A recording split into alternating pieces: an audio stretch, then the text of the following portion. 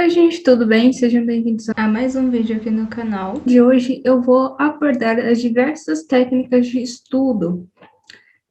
Existem diversas técnicas de estudo, galera, e de acordo com estudos científicos, existem as técnicas de baixa efetividade, de efetividade moderada e as de alta efetividade. O que é isso, Lívia? Como assim? Bom, as técnicas de baixa efetividade, né, de efetividade baixa, são as técnicas muito comuns que a gente usa, mas que elas acabam não tendo tanta efetividade, elas acabam não funcionando tão bem assim. Quais são essas técnicas? Grifar textos. Grifar textos, né, como vocês sabem, é você, por exemplo, você tem um texto de geografia, por exemplo, que é uma matéria que tem que ler bastante coisa. Então, você pega e grifa lá as partes mais importantes do texto. Isso, galera, acaba que não tem, né? Você vai esquecer aquilo que você leu muito rápido. Outra técnica também que não tem muita efetividade é reler texto. Então, por exemplo, você acabou de ler o texto e depois você vai ler de novo, porque você acredita que você vai conseguir ter um entendimento melhor ou reler. Bom, essa técnica de reler texto só é bom para quando você precisa ter um entendimento, né, de um texto, mas ela não te ajuda a conseguir aprender essa matéria para um longo prazo, simplesmente a curto prazo, porque você vai acabar esquecendo isso muito rápido, assim como você grifar. Os mnemônicos também, né, são bem comuns. Que é os mnemônicos, né? Para quem já fez curso pré-vestibular, né, os famosos cursinhos pré-vestibulares, tem aí diversos cursinhos que os professores criam músicas, né, que músicas chicletes, vou usar esse termo, né, que é aquelas músicas que elas são bem fáceis de decorar e que elas ajudam a decorar alguma coisa de certa matéria. Você consegue sim decorar aquela música tal, mas você pode acabar não tendo uma compreensão de afinal o que aquela música quer, o que aquela música quer dizer, qual aquele conteúdo verdadeiramente que está sendo abordado ali naquela música, né? Tem de outras, além dessas músicas, tem outros mnemônicos também, como poemas ou outras coisas nesse estilo, que acabam não tendo tanta efetividade ao longo prazo, porque depois que você, por exemplo, você vai fazer a prova do Enem, né, que é uma coisa bem comum aí para todos os estudantes, e digamos que você tem um mnemônico de uma música para gravar equações ou nomenclaturas orgânicas, algo do tipo. Até a prova, pode ser que você lembre, mas e depois para a sua vida? Você já não vai mais conseguir ali ter uma certeza do que aquele conteúdo está falando de forma mais profunda. Você vai ter um conhecimento muito raso ali. Aquela música não vai te permitir ter um conhecimento mais profundo caso o conhecimento que a questão está trazendo ali na prova exige um conhecimento mais profundo, além daquele que está sendo abordado na música. Outra técnica também de efetividade baixa é a visualização. É você tentar ler um texto, por exemplo, e tentar imaginar, né, criar imagens ali na sua cabeça, até mesmo desenhar, né, criar desenhos sobre o tema do texto. Isso acaba também não tendo uma efetividade muito grande. E a última técnica é o resumo. O resumo, ele é muito usado por muitos estudantes, mas para você poder usar o resumo de uma forma efetiva, você precisa usar ele junto com outras técnicas, por exemplo, né, que nem o grifar texto. Só grifar o texto não é tão efetivo, mas se você, por exemplo, grifar o texto e depois fazer um resumo com suas palavras, já começa a se tornar um pouco mais efetivo, mas mesmo assim, a longo prazo, acaba que você esquece daquilo que você aprendeu ali, aquilo que você abordou no resumo. Então, ele está ali entre as técnicas de baixa efetividade. E agora eu vou abordar as técnicas de efetividade moderada, que é interrogação elaborativa, autoexplicação, que dentro dessa autoexplicação tem uma técnica que é conhecida como técnica Feynman, de aprendizado aí, e o estudo intercalado. O que é a interrogação elaborativa? É você pegar uma matéria, estudar alguma matéria, seja lá qual for, por exemplo, um assunto de biologia, biologia celular, né? No caso, biologia celular das células vegetais, né? E aí você começa a pegar esse assunto e fazer suas próprias perguntas sobre aquele assunto. Por exemplo, eu sei que a. Então, digamos que você aprendeu que a mitocôndria ela é responsável pela produção de energia das células. E aí você se pergunta, mas por que ela tem que ser a responsável pela produção de energia?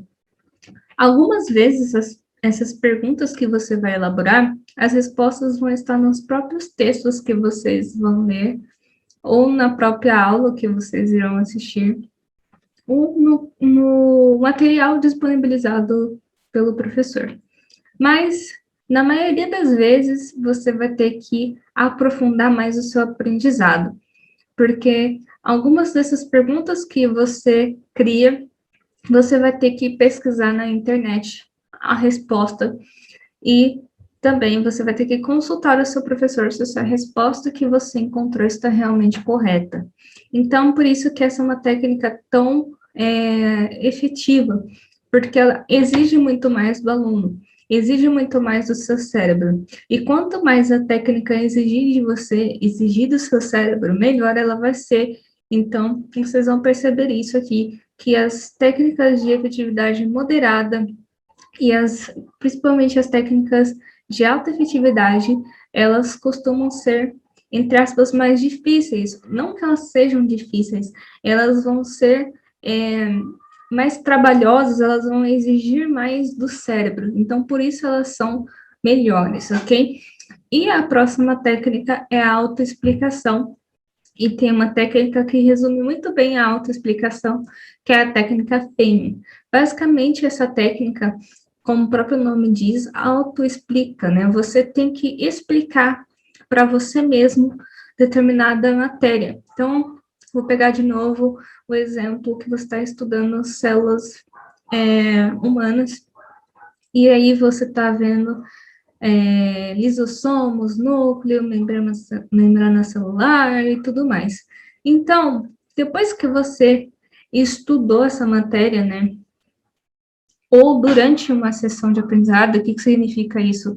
Então, enquanto você está lá estudando, você vai anotando ali e você tenta explicar para você mesmo, fazendo uma autoexplicação com as suas próprias palavras, cada termo, né? No caso ali por exemplo, o que é o núcleo de acordo com o que eu entendi. Então, eu coloco lá, núcleo é tal coisa, região central da célula, onde estão armazenados cromossomos, por exemplo. Expliquei com as minhas palavras, né, não necessariamente, não estou olhando em nada aqui, então, foi o que eu lembrei da matéria e consegui escrever ali naquele momento. Então, a técnica Feynman, ela é muito indicada para fazer durante a sessão de estudos e não necessariamente depois, né? Que a técnica Feynman, se vocês forem pesquisar mais a fundo, ela significa o quê? Que de acordo com Einstein, se você não consegue explicar uma coisa, né, seja uma matéria ou qualquer outro assunto de uma forma simples, que até uma criança consiga entender, você não compreendeu totalmente aquilo, aquele assunto. Então, para você conseguir dominar um assunto, você tem que conseguir explicar de forma simples aquilo. Então, é isso que consiste a técnica FEM e também a autoexplicação. O estudo intercalado é também uma técnica muito boa. O estudo intercalado, ele consiste em você dividir o seu estudo em diversas sessões e não ficar uma sessão muito pesada. Por exemplo, estudar 24 horas seguidas sem fazer nenhuma pausa, somente um determinado assunto. Por exemplo, estudar 24 horas seguidas, estou dando um exemplo, tá? Biologia. Isso vai ser um estudo prejudicial ao longo do tempo, porque você está esforçando muito e você não está fazendo pausas, porque o seu cérebro, ele vai, depois de um tempo, começar a perder aquele foco. O nosso cérebro, de acordo com uma doutora muito especializada nesse assunto, que é a cientista Barbara Oakley, que é professora da engenharia professora de engenharia na Universidade de Oakland, nos Estados Unidos, e pesquisadora de psicologia cognitiva. Enfim, ela tem várias especializações muito legais nessa área de aprendizado. E o que que ela fala? Que o nosso cérebro, ele funciona no modo focado e o modo relaxado, tá? E para você, no modo difuso, que é como ela fala, o modo relaxado. Então, para você conseguir aprender de uma forma melhor, o seu cérebro, ele tem que conseguir sair de um modo e entrar no outro. Sair de um modo e entrar no outro. Fazer essa troca desses modos entre o modo difuso e o modo focado, né? Então, o modo focado, como a própria palavra diz, você tem que estar extremamente focado naquilo que você está estudando.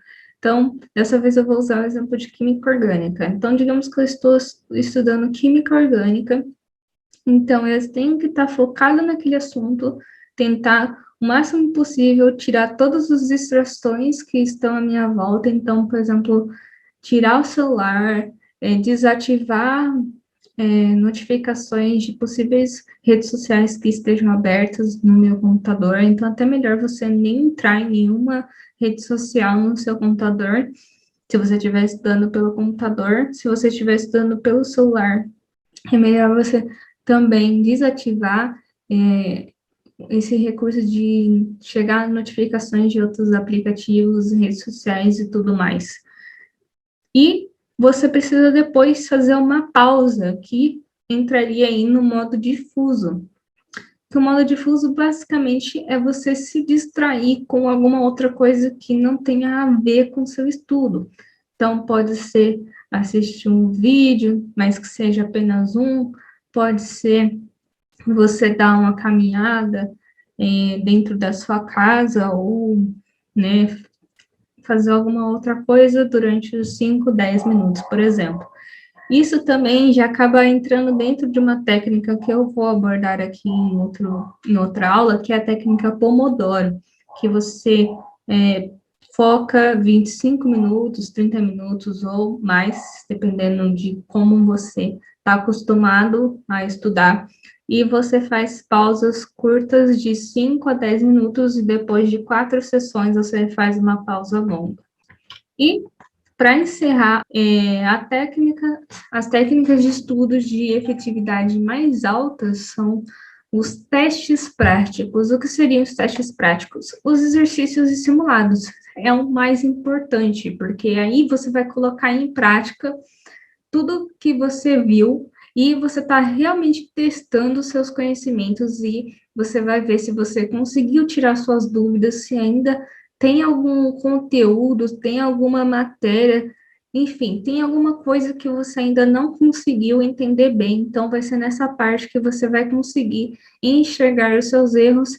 E o mais importante de fazer exercícios e simulados é depois você refazer eles e analisar os seus erros, né? Não somente, errei e pronto, não olhar mais, esquecer lá do exercício e pronto. Então, um teste prático é ideal que você junta com a próxima técnica que eu vou falar agora, que é a prática distribuída, ou também conhecida como repetição espaçada, que é você dividir, né, também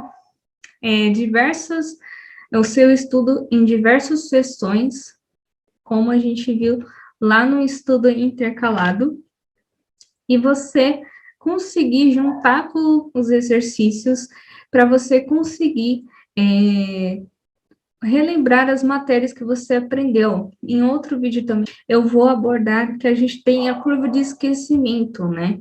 Que ela funciona, que o nosso cérebro funciona de uma determinada forma que depois de uma certa quantidade de tempo, ele tem uma queda muito grande ali na questão de esquecimento, né? De guardar as informações, de armazenamento de informações ali pelo cérebro. Então, é muito importante que você consiga fazer exercícios e estudar uma determinada matéria fazendo uma repetição espaçada. Por exemplo, você tem que guardar um conteúdo por um mês, digamos, né? O ideal é você guardar por muito mais tempo, mas vamos dar esse exemplo mais curto de um mês. Então, se você quer estudar por um mês, você tem que estudar um pouco. Se você quer guardar uma informação por um mês, você tem que estudar pelo menos um pouco todos os dias, para você conseguir ter conseguir guardar melhor essas informações, né?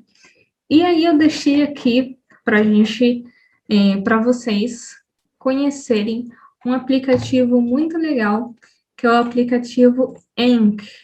Esse aplicativo, você consegue fazer diversas coisas nele, mas o mais importante é que ele pratica essa coisa, esse quesito da repetição espaçada. Então, nele você consegue, por exemplo, fazer perguntas, você mesmo cria suas perguntas como se fosse um flashcard. O flashcard é um cartão de perguntas que você cria que pode ser perguntas prontas que você tem ali do seu livro, do conteúdo que o professor disponibilizou para você, ou pode ser perguntas que você mesmo criou lá na parte que você estava estudando, na parte de estudo de interrogação elaborativa, e você mesmo vai criar a sua resposta, mas de forma correta, né? Você tem que colocar a resposta correta, e depois que você cria esses flashcards, esse aplicativo ele já faz as contas para você de quanto em quanto tempo você precisa estudar determinado conteúdo que você inseriu lá naqueles flashcards. Então, digamos que eu inseri um determinado flashcard de biologia celular lá hoje, vou colocar aqui BioCell só para ficar mais claro para vocês. Então, eu inseri hoje. Então, ele vai me lembrar aproximadamente depois de uma semana, né? Se eu não me engano, é de primeiro 24 horas, né? Então, ele vai te lembrar depois de 24 horas ou um dia, e depois uma semana, um mês, e assim vai, tá?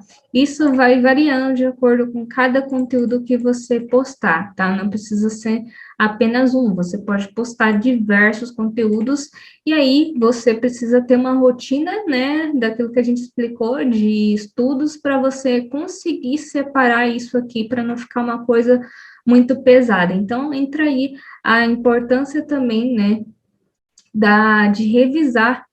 Então, isso aqui da prática distribuída e da repetição espaçada já entra como uma revisão, tá?